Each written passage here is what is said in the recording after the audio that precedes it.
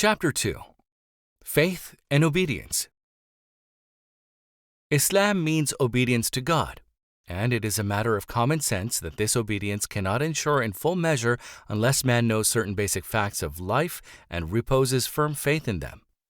What are those facts, and what are the primary essentials which a man must know to fashion his life in accordance with the divine way? This we propose to discuss in the present chapter. First of all, one should have unshakable belief in the existence of God, for unless a man has a firm and unalloyed faith in God's existence, how can he render obedience to him? Then one must know the attributes of God. It is the knowledge of the attributes of God which enables man to cultivate in him the nobles of human qualities and to fashion his life in virtue and godliness. If a man does not know that there is one and only one God who is the creator, the ruler, and the sustainer of the universe, and there is none else to share with him even a shred of the divine power and authority, he may fall prey to false gods and offer homage to them to solicit their favor. But if he knows the divine attribute of Tawheed, oneness of God, there is not the least possibility of his falling prey to this illusion. Similarly, if a man knows that God is omnipresent and omniscient, and he sees, hears, and knows everything that we do in public or in private, nay, even our unexpressed thoughts, then how can he afford to be indulgent and disobedient to God? He will feel that he is under eternal vigil and will, therefore, behave in the most appropriate way. But he who is not aware of these attributes of God may be misled, because of his ignorance, into God's disobedience. So is the case with all other attributes of God. The fact is that the qualities and attributes which a man must possess if he wants to pursue the way of Islam can be cultivated and developed only out of profound knowledge of the attributes of God. It is the knowledge of God's attributes which purifies a man's mind and soul, his beliefs, morals, and actions. And a mere cursory acquaintance with or just an academic knowledge of these attributes is not sufficient for the task ahead. There must be an unflinching conviction firmly rooted in the mind and heart of man so that he may remain immune from insidious doubts and perversions. Moreover, one must know in detail the way of living by following which one can seek the pleasure of God. Unless a man knows the likes and dislikes of God, how can he choose and adopt the one and reject the other? If a man has no knowledge of the divine law, how can he follow it? Thus, the knowledge of the divine law and the revealed code of life is also extremely essential in this respect. But here, again, mere knowledge will not suffice. Man must have full confidence and conviction that it is the divine law and that his salvation lies in following this code alone. For knowledge without this conviction will fail to spur man to the right path, and he may be lost in the blind alley of disobedience. Finally, one must also know the consequence of belief and obedience and those of disbelief and disobedience. He must know what blessings would be showered upon him if he chooses God's way and leads a life of purity, virtue, and obedience. And he must also know what evil and harrowing consequences would follow if he adopts the way of disobedience and revolt. Thus, the knowledge of life after death is absolutely essential for this purpose. Man must have an unwavering belief in the fact that death does not mean the end of life, that there will be resurrection, and he will be brought to the highest court of justice to be presided over by God himself, that on the day of judgment complete justice will prevail, and that good deeds will be rewarded and misdeeds punished. Everybody will get his due, and there is no escape. This is bound to happen. This sense of responsibility and accountability is quite essential for the full-fledged obedience of the law of God. A man who has no knowledge of the world to come may consider obedience and disobedience quite immaterial. He may think that the obedient and the disobedient will both meet a similar end, for, after death, both will be reduced to mere dust.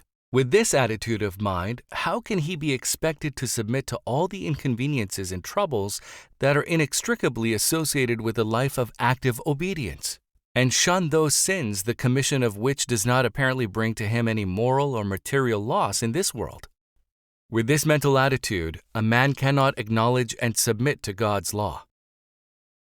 Nor can a man who lacks firm belief in the life hereafter and in the divine court of judgment remain firm and steadfast in the turbulent waters of life with its attraction or sin, crime and evil, for doubt and hesitancy rob a man of his will to action.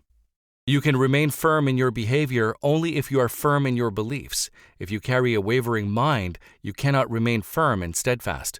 You can wholeheartedly follow a course only if you are sure of the benefits that will accrue to you by following it, and of the losses and grievances that will engulf you if you disobey it. Thus, a profound knowledge of the consequences of belief and disbelief, and of the life after death, is extremely necessary for canalizing life into God's obedience. These are the essential facts which one must know if one wants to live the life of obedience. For instance, Islam. Faith. What does it mean?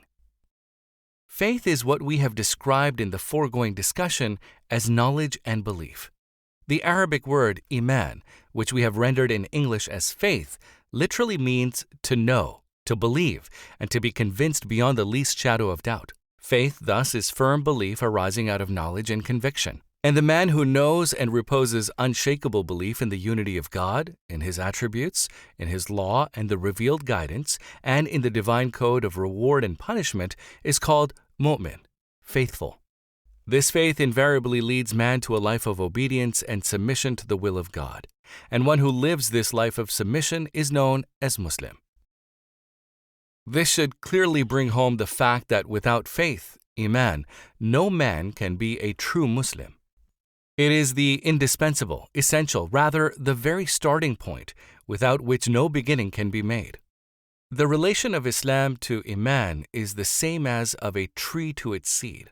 As a tree cannot sprout forth without its seed, in the same way it is not possible for a man who has no belief to start with to become a Muslim. On the other hand, just as it can happen that, in spite of sowing the seed, the tree may not grow for a multiple of reasons, or if it sprouts, its growth may be impaired or retarded. In the same way, a man may have faith, but due to a number of weaknesses, he may not become a true and staunch Muslim. Thus we find that faith is the starting point and leads man to the life of submission to God, and that a man cannot become a Muslim without faith. On the contrary, it is possible that a man may have faith, but because of the weakness of his willpower, poor training, or bad company, he may not be living the life of a true Muslim.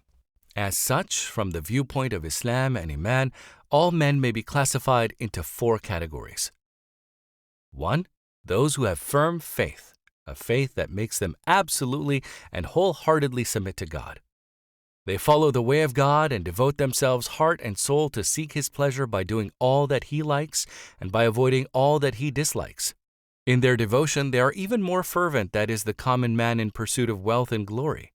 Such men are true Muslims. 2. Those who do have faith, who believe in God, His law, and the day of judgment, but whose faith is not deep and strong enough to make them totally submit to God. They are far below the rank of true Muslims and deserve punishment for their defaultations and misdeeds, but still, they are Muslim. They are defaulters and wrongdoers, but not rebels. They acknowledge the sovereign and His law, and although they are violating the law, they have not revolted against the sovereign. They admit its supremacy and their own guilt. Thus, they are guilty and deserve punishment, but Muslims they remain. 3. Those who do not possess faith at all. These people refuse to acknowledge the sovereignty of God and are rebels. Even if their conduct is not bad, and even if they are not spreading corruption and violence, they remain rebels and their apparent good deeds are of little value. And as even if any action of an outlaw is in consonance with the law of the land, he does not become a loyal and obedient citizen, in the same way the apparent good of those who revolt against God cannot compensate for the gravity of the real wrong, revolt, and disobedience. 4. Those who neither possess faith nor do good deeds. They spread disorder in the world and perpetrate all kinds of violence and oppression. They are the worst of the people, for they are rebels as well as the wrongdoers and criminals. The above classification of mankind clearly shows that the real success and salvation of man depends on Iman, faith. The life of obedience, Islam, takes its birth from the seed of Iman. This Islam of a person may be flawless or defective, but without Iman, there can be no Islam. Where there is no Iman, there is no Islam. Where there is no Islam, there is kufr. Its form and nature may be different, but in any way it would be kufr and nothing but kufr.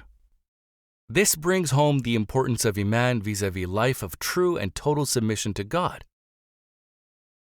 How to acquire the knowledge of God. Now the question arises, how to acquire the knowledge and belief in God, His attributes, His law, and the day of judgment? We have already referred to countless manifestations of God around us and in our own selves, which bear witness to the fact that there is one and only one Creator and Governor of this universe, and it is He who controls and directs it. These witnesses reflect the divine attributes of the Creator: His great wisdom, His all-embracing knowledge, His omnipotence, His mercy, His all-sustaining power, His force majeure. In short, His attributes can be traced everywhere in His work.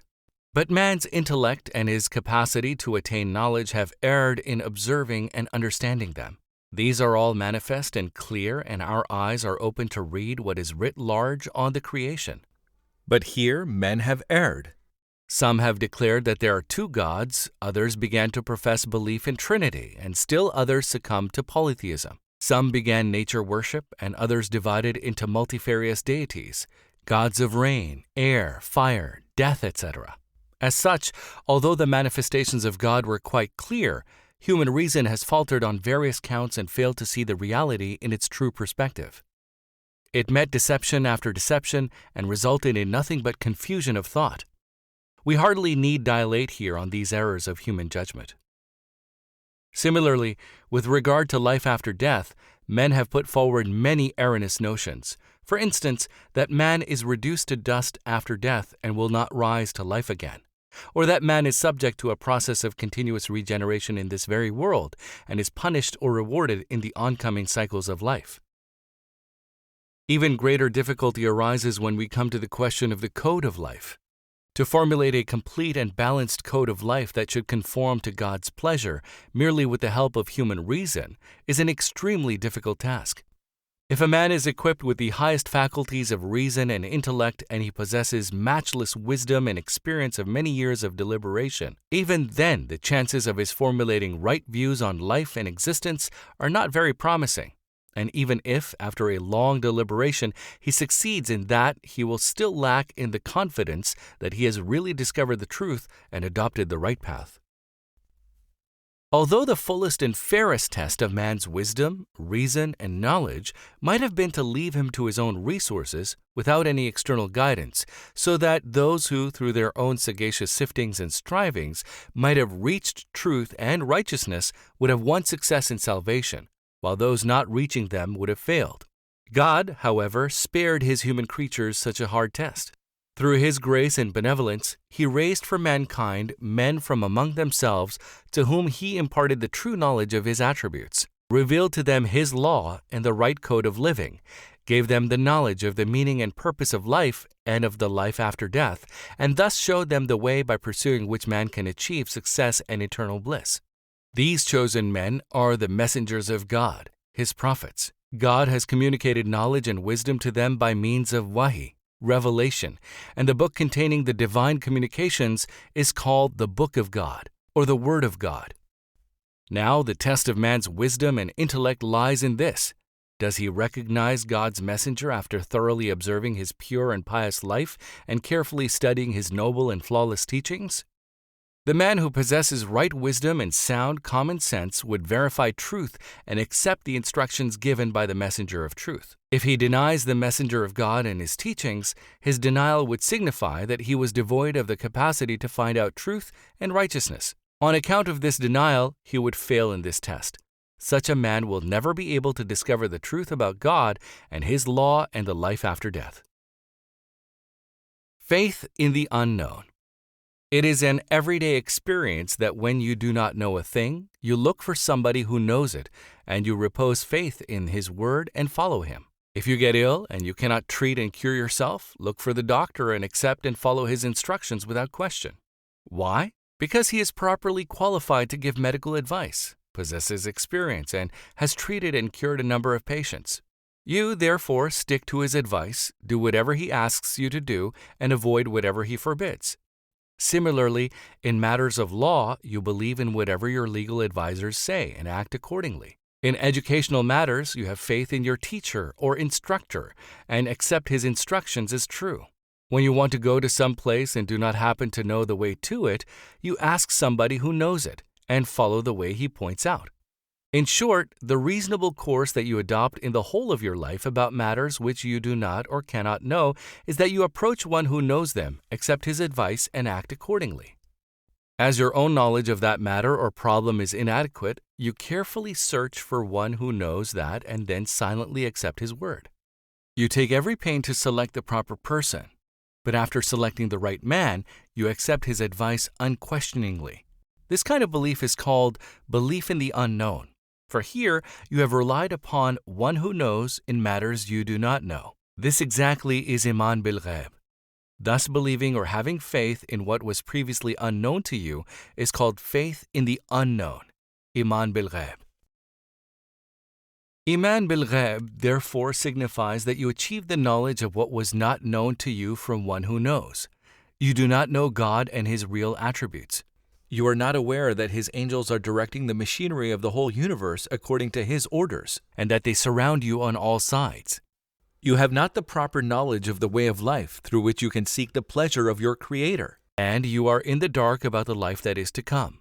The knowledge of all these matters is given to you by the prophets, who had direct contact with the divine being and had been endowed with the correct knowledge.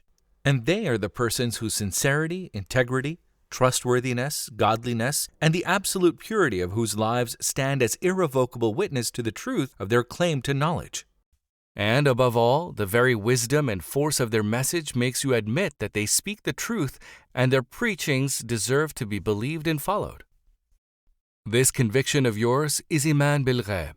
Such truth-discerning and truth-acknowledging attitude, for instance, Iman bil Ghaib, is essential for obedience to God and for acting in accordance with His pleasure, for you have no other medium than God's messenger for the achievement of true knowledge, and without accurate and true knowledge, you cannot proceed rightly on the path of Islam.